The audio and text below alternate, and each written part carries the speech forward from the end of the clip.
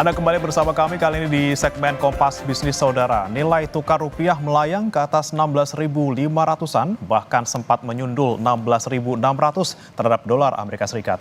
Dan apakah kondisi ini mirip dengan krisis moneter 98? Ekonom bilang kondisi Indonesia saat ini jauh lebih aman ketimbang masa lampau. Rupiah sekarang sedang tertekan pengelolaan fiskal dan tergerusnya independensi Bank Indonesia.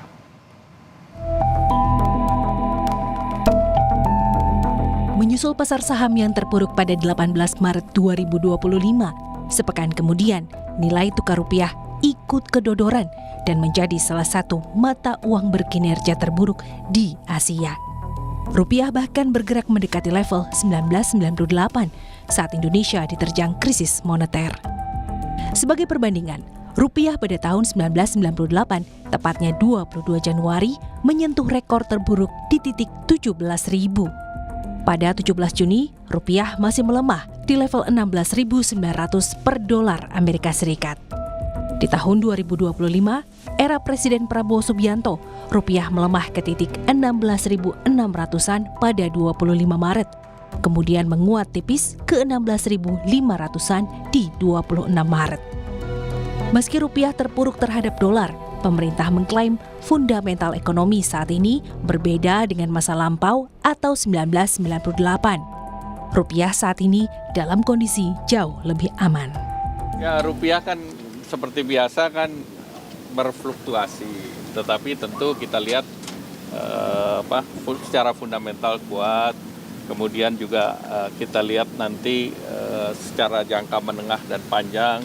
Kita punya ekspor juga bagus, kita punya cadangan devisa juga kuat, neraca perdagangan bagus. Jadi dengan demikian fundamental kita bagus, plus kita kan sudah melaksanakan yang namanya devisa hasil ekspor.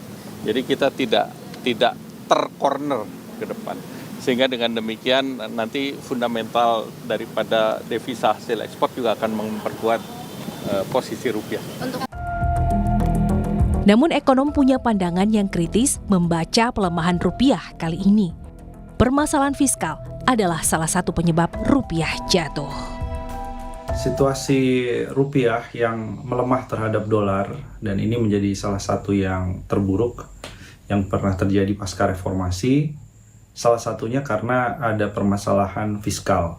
Jadi mulai dari penerimaan pajak yang sedang turun, harga komoditas batu bara, nikel itu sedang turun, berpengaruh terhadap penerimaan negara, utangnya semakin besar dan terjadi mismatch di sana antara pembayaran utang dalam bentuk rupiah yang nanti harus dikonversi ke dalam dolar, sementara sebagian besar penerimaan yang diterima pemerintah adalah penerimaan dalam bentuk rupiah.